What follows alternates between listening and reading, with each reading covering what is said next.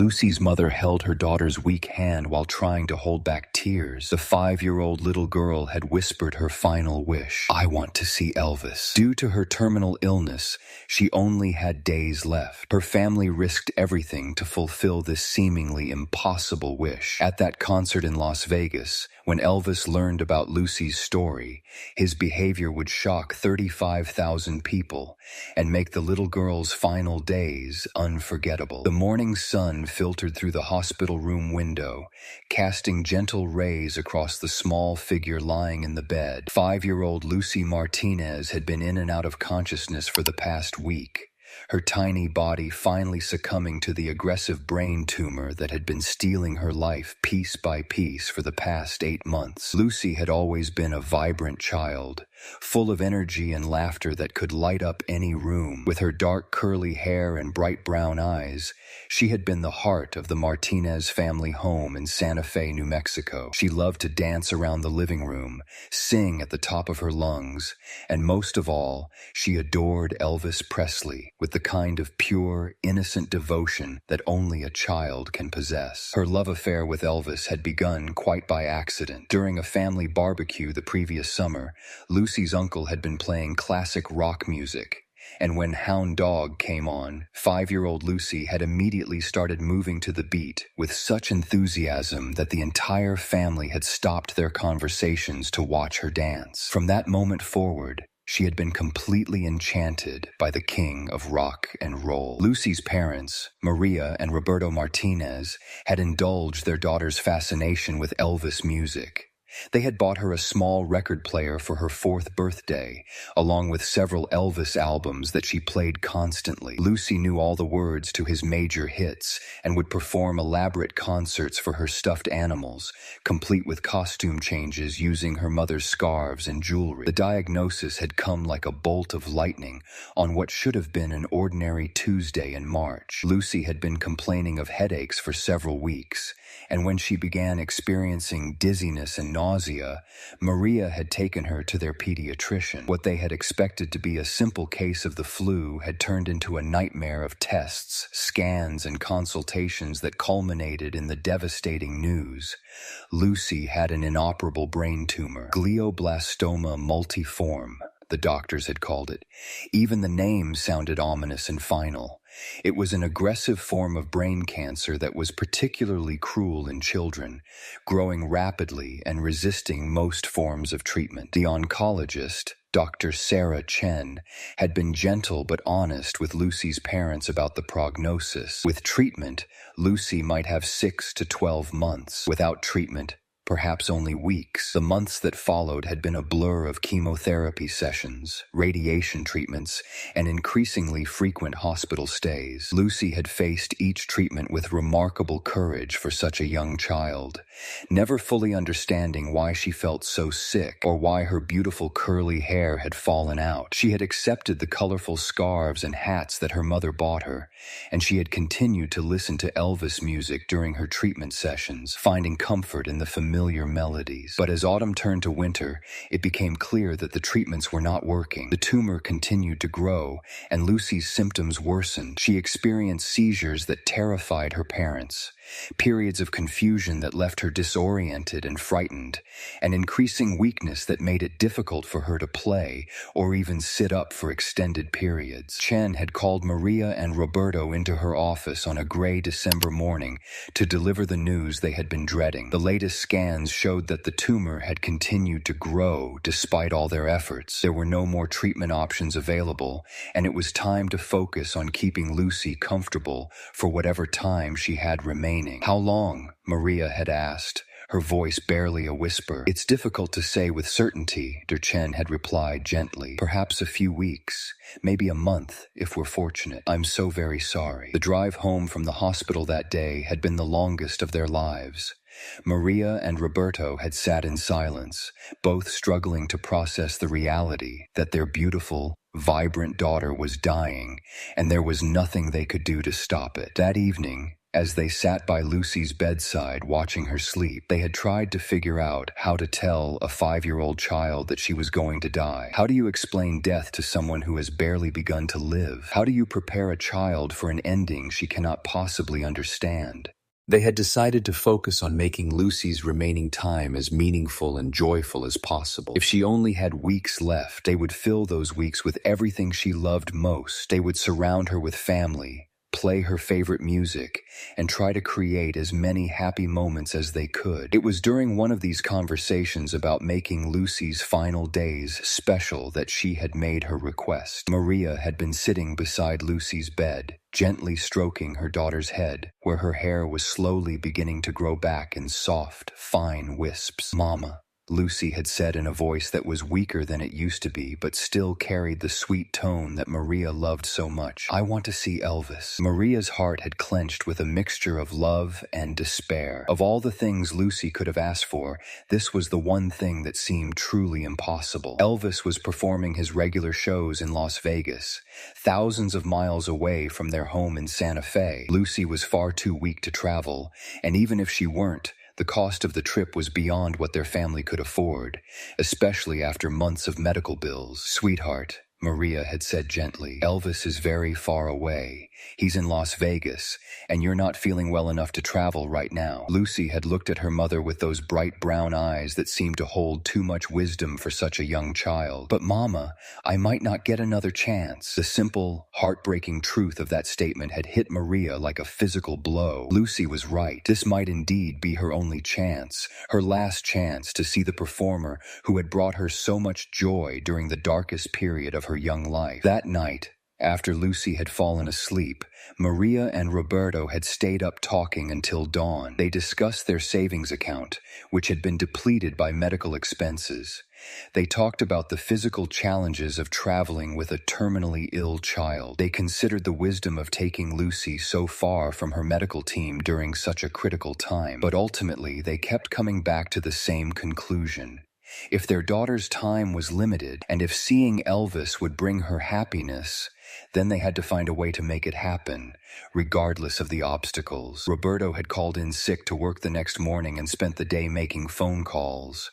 He contacted Elvis's management company, explained their situation, and pleaded for any kind of assistance or accommodation. He called the hotel in Las Vegas to inquire about accessible rooms. He spoke with Dr. Chen about the medical risks of travel and what precautions they would need to take. Most importantly, he had used their remaining savings and his credit cards to purchase 3 tickets to Elvis's show at the International Hotel, along with plane tickets to Las Vegas. The financial cost was staggering, money they didn't have and couldn't afford to spend, but Roberto knew that some things were more important than money. When they told Lucy about the trip the next morning, her reaction was everything they had hoped for and more. Despite her weakness and the effects of her illness, her face had lit up with a joy they hadn't seen in months. "Really?" she had asked, sitting up in bed with more energy than she had shown in weeks. "We're really going to see Elvis?" "We're really going to see Elvis," Maria had confirmed, tears of happiness mixing with her underlying sadness. The next few days had been a whirlwind of preparation. Dr. Chen had provided them with medications to manage Lucy's symptoms during travel, along with detailed instructions about what to watch for and when to seek immediate medical attention. She had also given them the contact information for a pediatric oncologist in Las Vegas, just in case. Maria had packed carefully, bringing not only Lucy's medications, but also her favorite Elvis records, her stuffed animals, and the colorful scarves she liked to wear on her head. She had also packed a special outfit for the concert, a pretty pink dress that Lucy had picked out herself, saying it made her feel fancy enough to meet the king. The flight to Las Vegas had been challenging. Lucy had been nauseous during takeoff and had experienced a brief period of confusion that had terrified her parents, but she had also shown remarkable resilience, chattering excitedly about the upcoming concert and singing Elvis songs quietly to herself. When they checked into their hotel room and Lucy saw the Las Vegas Strip for the first time, her excitement had been infectious. Despite feeling sick, she had pressed her face to the window, marveling at the bright lights and the bustling activity below. "It's like a fairyland, Mama," she had said, her voice filled with wonder. The day of the concert, Lucy had insisted on getting dressed early, even though the show wasn't until evening. She had put on her pink dress and one of her favorite scarves, and Maria had helped her with a little bit of makeup that made her feel very grown up and special. As they made their way to the International Hotel's showroom that evening, Lucy had been overwhelmed by the grandeur of the venue, the sparkling chandeliers, the elegant table settings, and the sheer size of the space had amazed her. But most of all, she had been excited by the anticipation in the air. Thousands of people all gathered together to see her beloved Elvis perform. Their seats were in the middle section of the venue, providing a good view of the stage while still being accessible for Lucy's wheelchair, which she had needed to use more frequently as her strength had declined. Maria and Roberto had positioned themselves on either side of their daughter, wanting to be close in case she needed anything. When the lights dimmed and the band began to play, Lucy's excitement had reached a fever pitch.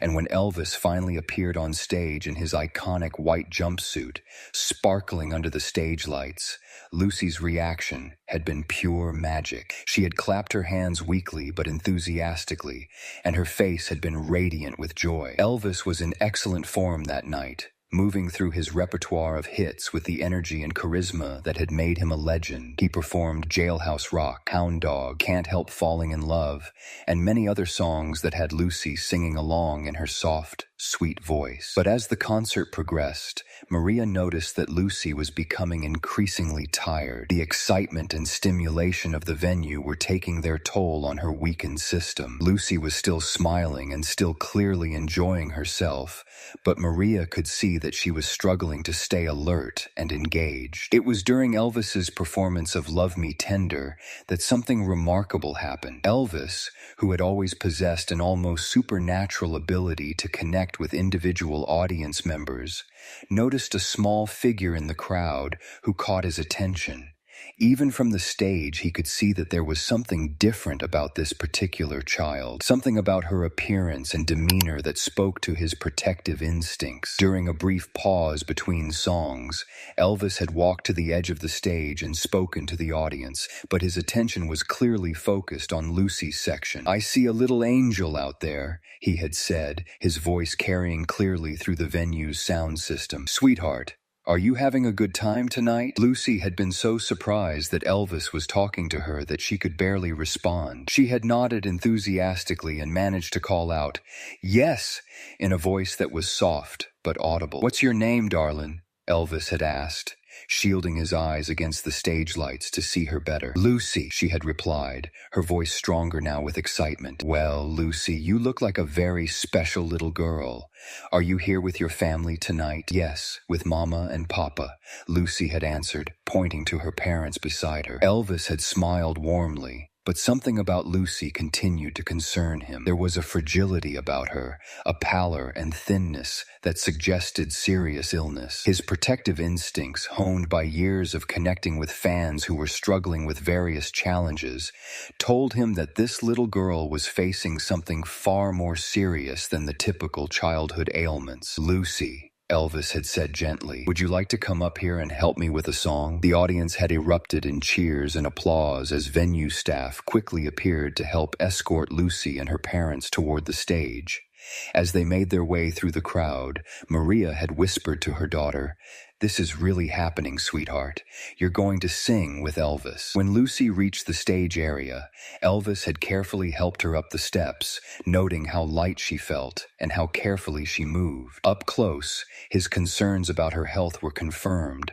This was clearly a very sick little girl. "Hello, Lucy," Elvis had said softly, kneeling down to her level. "You're a beautiful little girl. How old are you?" "I'm 5. Lucy had replied, her voice clear but weak. 5 years old, Elvis had repeated with a gentle smile. "And what's your favorite Elvis song?" "Love Me Tender," Lucy had answered without hesitation. "It's the prettiest song in the world." Elvis had felt his heart clench with emotion as he looked at this brave little girl. Something about her, perhaps the wisdom in her eyes that seemed too old for her age, or the careful way she moved, or simply his intuitive sense that she was facing something profound, told him that this was an extraordinary moment.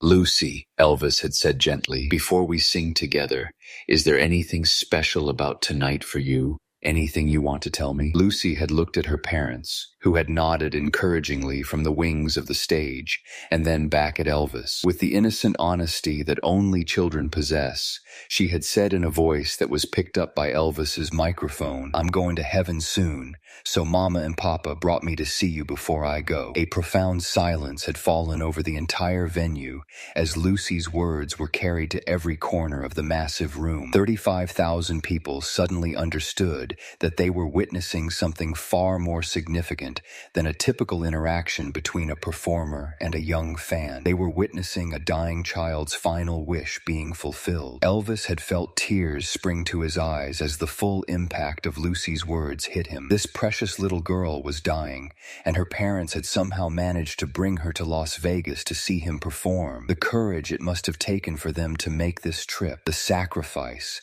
the desperate love that would drive parents to spend their last resources to fulfill their dying child's wish. It was overwhelming. "Lucy," Elvis had said, his voice thick with emotion, "you are the bravest little angel I have ever met. And you know what? I don't think you're going to heaven yet, because I think heaven sent you here tonight to teach all of us something important about courage and love." He had stood up and addressed the entire audience, his voice carrying to every corner of the venue. "Ladies and gentlemen, I want you to meet my friend Lucy. She's 5 years old and she's facing something that no child should ever have to face. But look at her. Look at the courage in her eyes. Look at the joy on her face. Lucy came here tonight to see a show, but I think she's the one who's going to show us what real strength looks like." The audience response had been immediate and overwhelming. 35,000 people had risen to their feet in a standing ovation that seemed to shake the very foundations of the building. Many people in the audience were openly crying, moved by Lucy's innocence and bravery, and by the obvious love of her parents who had made this moment possible. Elvis had knelt back down beside Lucy and said, "Now, how about we sing that song together? And I want everyone in this room to sing along, because tonight we're all singing for Lucy, and we're all going to send our love with her wherever she goes." As the band had begun the gentle introduction to "Love Me Tender," Elvis had taken Lucy's small hand in his and begun to sing. His voice had been softer and more tender than usual, filled with genuine emotion and reverence for the precious life beside him. Lucy had joined in with her sweet, clear voice, and soon the entire venue had been singing along in a moment of pure unity and love. The image of Elvis Presley singing a lullaby with a dying 5-year-old was one that no one in that venue would ever forget. It was a moment that transcended entertainment and became something sacred, a reminder of the fragility of life, the power of love, and the importance of making every moment count. When the song had ended, Elvis had done something that surprised everyone. He had removed his signature gold necklace,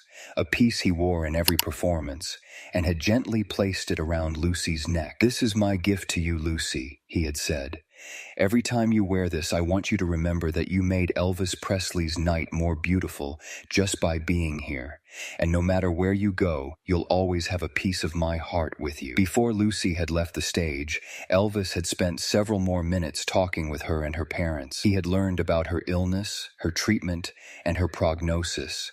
When he understood that this might indeed be one of Lucy's last outings, he had made sure that the rest of the evening was as special as possible for her. The remainder of Elvis's performance that night had been dedicated to Lucy. He had frequently looked in her direction, smiled at her, and even dedicated specific songs to his little angel Lucy. The audience, now fully aware of the situation, had responded with unprecedented warmth and support, often applauding not just for Elvis, but for Lucy's courage. After the concert, Elvis had insisted on spending additional time with Lucy and her family. He had arranged for them to come backstage, where he had a private conversation with Lucy about her favorite songs, her dreams, and her hopes. He had also spoken with Maria and Roberto, expressing his admiration for their courage and devotion as parents. "You take care of that little angel," he had told them. "She's something very special, and I'm honored that I got to meet her." The impact of that evening on Lucy's remaining time was profound. The necklace that Elvis had given her became her most treasured possession, and the memory of singing with him on stage sustained her through the difficult days that followed. Lucy passed away peacefully 3 weeks later, surrounded by her family and with Elvis's necklace around her neck. Her parents would later say that the concert had been the perfect final gift to their daughter, a night of pure joy and magic that had given meaning to her final days. The story of Lucy and Elvis spread far beyond that concert venue, touching hearts around the world and serving as a powerful reminder of the importance of compassion, the value of every life, and the incredible difference that one person's kindness can make in the world. For the 35,000 people who witnessed Lucy's final wish being fulfilled, the evening served as a transformative experience that reminded them of what truly matters in life. Many would later say that Lucy's courage and Elvis's compassion had changed their perspective on their own problems and priorities, inspiring them to live with greater appreciation for each day and greater kindness toward others. Elvis himself would often speak about Lucy in interviews years later, crediting her with teaching him about true courage and reminding him of why he had chosen to dedicate his life to bringing joy to others through music. The memory of that brave little girl who had faced her final days with such grace and joy would stay with him for the rest of his life, serving as a constant reminder of the profound responsibility that comes with the ability to touch other people's lives.